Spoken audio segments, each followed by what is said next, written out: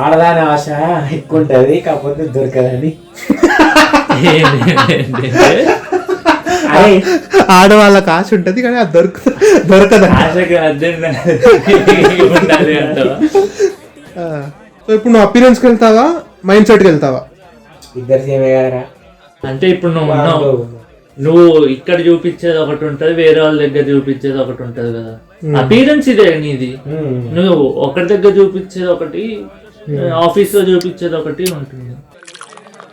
సరే నీ గురించి చెప్పు. ఏంట్రా నీ జాతి? జాతి అడుగుతాడు, జాతి అంటాడు, దేవుడు అంటాడు. వాళ్ళు ఏమంటారు, ఏ దేవుడు లేడు, ఏ జాతి లేదు, అంత ఒకటే అని అంటారు. పైకి ప్రతి ఒక్కొక్క మనిషికి ఒక్కొక్క ఇది ఉంది. ఇది అంటే ఇప్పుడు ఒకరికి లవ్ గానీ, కామం గానీ, కోర్ ఐడెంటిటీస్ మారు ఒక్కసారి ఐడెంటిఫై అయిపోయినాక. అర్థం కదా? నీకు కావాల్సిన దాని మీద ఫోకస్ పెట్టి ఎంత చెత్తన్నా కావాల్సిన దాని మీద ఫోకస్ పెట్టుకొని నీ పని నువ్వు చేసుకో. ఇంకోటి ఏంటంటే మైండ్ ఫీడింగ్ కూడా అడిక్షన్ అయిపోయినా. ఆఖరి ఫుడ్ లేకపోయినా బతుకుతారు కానీ ఎంటర్టైన్ అవ్వకుండా నువ్వు ఉండలేవు. ఆ ఎంటర్టైన్మెంట్ కోసం నువ్వు ఏదో ఒకటి ఫిల్ చేసుకుంటావు.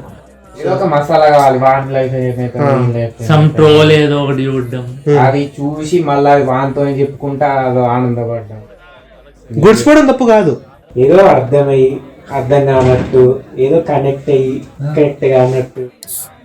నువ్వు ఎంత ఎదవో, ఎంత మంచోడువో, ఎంత లఫ్డ్ గాడువో, అది మెయిన్ ఇంపార్టెంట్ కదా. నేను ఎదవో నాకు తెలుసుకోవడం అదే గొప్ప. ఏదో కాదు యాక్చువల్ గా. ఐ నో దట్ ఐఎమ్ ఎదవా. అప్పుడు నేను ఏదో కాదు అంటే నువ్వు అనుకున్నా ఏదో నేను కాదు.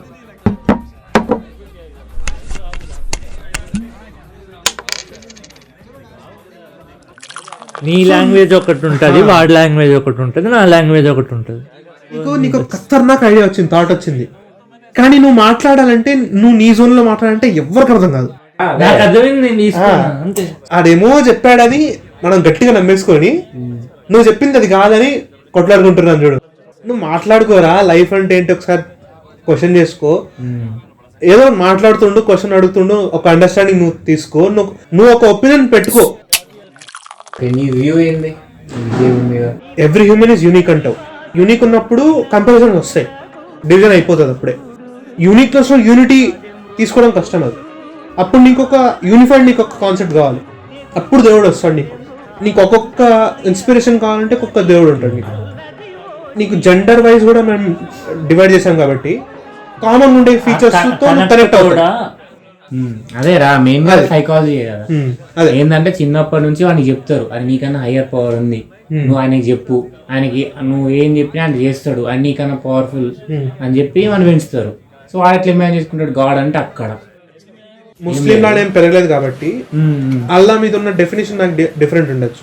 ఖురాన్ లా రూల్స్ లాగా ఉంటాయి కొన్ని, నువ్వు బ్లైండ్ గా నమ్మాలి అంతే. అలా బ్లైండ్ గా నమ్మితే నీకు ఒక పీస్ ఉంటుంది నీకు అంతే. ఇల్లాజికల్ థింగ్స్ ని ఇల్లాజికల్ గానే చూడాలి. కవిగా తాత్పర్యం వస్తున్నాయి ఇప్పుడు బయటికి. ఇల్యూజన్ లో నువ్వు క్వశ్చన్ అడిగితే ధూళి తీరిపోతుంది నీకు.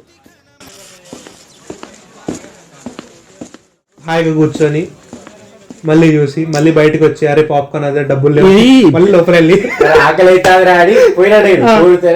ఒక్క సాంగి 180 తీసుకుంటే బొంగు పొద్దు తీరాని మళ్ళీ బొట్టలు తీసుకొని బొంగులో బిర్యానీ పక్కన మళ్ళీ ఇక్కడికి వచ్చి మళ్ళీ ఒక్కొక్క కైండ్ తిని అంకుల్ గాడు అక్కడ అంకుల్ డిఫరెంట్ క్యారెక్టర్ మాట్లాడాడు, తెలిసిన వాళ్ళు ఎక్కడ. అంతే. నిన్న రాత్రి అఖిల్ వచ్చి ఎట్లా మాట్లాడు డబుల్ కమిటా తినిపించి వెళ్ళిపోయింది చూడు. సో అట్లా సడన్ గా వచ్చిండు, దోశ తిరిండు, పుంగులు ఆర్డర్ చేసి వెళ్ళిపోయింది అంతే. ఆడికి వచ్చినాక స్వీట్ తిన్నాక ఒక్కొక్క ఈడికి వచ్చినాక ఏం తిందాం టిఫిన్ స్వీట్ కదా, అదేంటి ఆప్రికాటా ఏంటి డబుల్ కమిటా.